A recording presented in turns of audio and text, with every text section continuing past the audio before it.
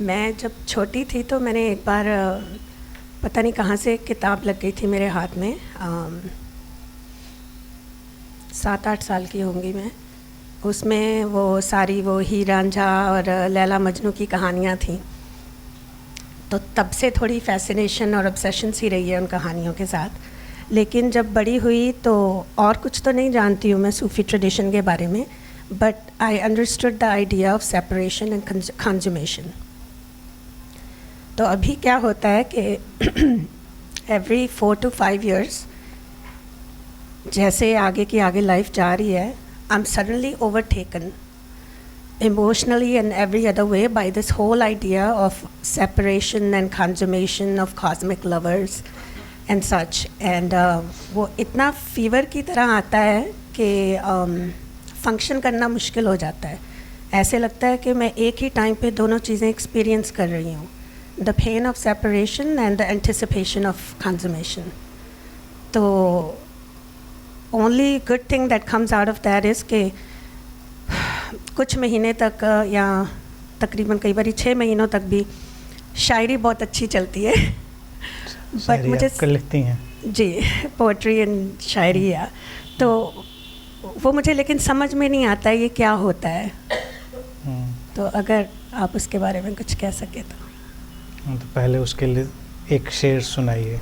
1000 कहानियाँ इस दिल में, हर सांस लिखे एक नई दास्तान, पर हकीकत तलाशती मेरी रूह, सहरा में ढूंढे जैसे कोई बिछड़ा यार।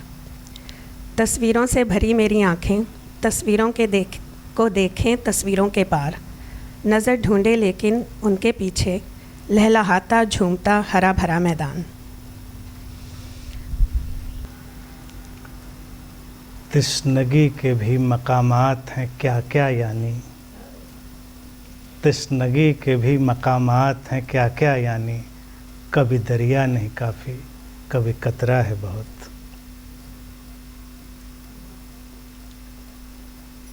यानी कि ज़िंदगी में जो ये प्यास है, इसकी जो मंजिलें हैं उनका कोई अता पता नहीं। इंसान दौड़ता है, कभी लगता है कि ये दरिया भी हमारे काम नहीं पड़ेगा, ये पूरा समंदर, और कभी एक बूंद एक कतरा भी सारी प्यास बुझा देता है। तो जो मोहब्बत का फ़लसफ़ा है वो इतना ही है कि ज़रूरी नहीं कि दरिया हो हमारे पास, समंदर हो, ठीक से एक बूंद भी हो एक कतरा भी हो तो सारी बात बन जाती है। तो जो हो रहा है वो क्रिएटिव है। क्रिएटिव चीज़ों को तो हमको क्रिएटिवली लेना चाहिए और जैसे नेचर गाइड करे वैसे चलिए। पहले शेर आएंगे, वो आपको जॉय देंगे, फिर आप खुद शेर बन जाएंगे। अब चाहे वो वाला शेर या ये वाला शेर कुछ भी बन जाए, तो एक्चुअल लाइफ तो वही होगी कि जब आप एक शेर की तरह जीना शुरू करें तो ट्रांसफॉर्मेशन आएगा। और ज़िंदा ज़िंदगी में देखिए सब ऐसे ही होता है। जब लाइफ अलाइव होती है तो सेपरेशन, कंज्यूमेशन जो भी है वो सब इसी अलाइव ढंग से चलता है। और इसी को मैं हमेशा कहता हूँ ये एक सर्कल है जो घूम रहा है, पतझड़ और बसंत का। ज़िंदगी कितने पतझड़ से गुज़रती है, फिर कितने बसंत से गुज़रती है, ऋतुएं आती हैं जाती हैं। ट्रेडिशन क्या है या सूफ़ी क्या है, वो जो कहना चाहते हैं वो कहना चाहते हैं इस सब के पीछे कुछ है जो नहीं बदलता।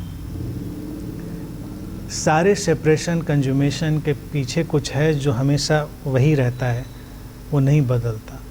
यानी कि सारे बदलाव के पीछे भी जो अपरिवर्तनशील है, चेंजलेस है। जब हम उसको एक बार रियलाइज़ कर लेते हैं या हम उस सोर्स से कनेक्टेड हो जाते हैं एक बार, जो कि ऐसे ही आएगा, ऐसे ही आते जाते एक दिन हमको रियलाइज़ होगा कि हाँ बिल्कुल।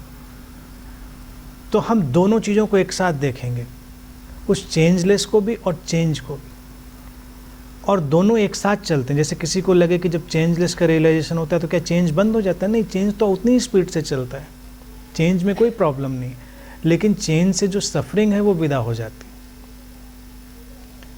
प्यार भी ऐसा ही होता है ज़िंदगी में। जब हम ख़ास तौर से लव के फिनोमिना की ही बात करें तो अगर लोग उसको ठीक ठीक नहीं जानते हैं तो बहुत मुश्किल में पड़ते हैं।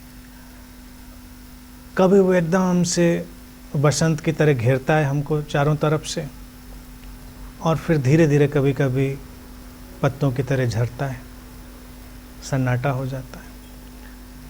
लेकिन ह्यूमन माइंड में हम लोग जो लव है उसको हमेशा एक जैसा बनाने की कोशिश करते हैं कि एक जैसा बना रहे, तो बड़ा तकलीफ देह हो जाता है। लेकिन जब वो पतझड़ वाले दौर से गुजर रहा है, जब वो सेपरेशन के दौर से गुजर रहा है, तब भी अगर वो ठहरा रहे, अलर्ट रहे, तो अगली बार जब वो फिर मिलन या वो वसंत जिसको कहें वो आएगा तो वो और जॉयफुल होगा। तो हर बार वो कुछ नया होगा, हर बार कुछ नए ढंग पे ले जाएगा। अलाइव और इनलाइटेंड रिलेशनशिप भी मैं वही मानता हूँ जब हम रहते हैं, जब हम लोगों को एक जैसा होने के लिए बाध्य नहीं करते ना, उनको एक जैसा देखते हैं। बदलती रहती हैं चीज़ें, बदलते बदलते किसी एक और गहरे मुकाम पे चले जाते हैं।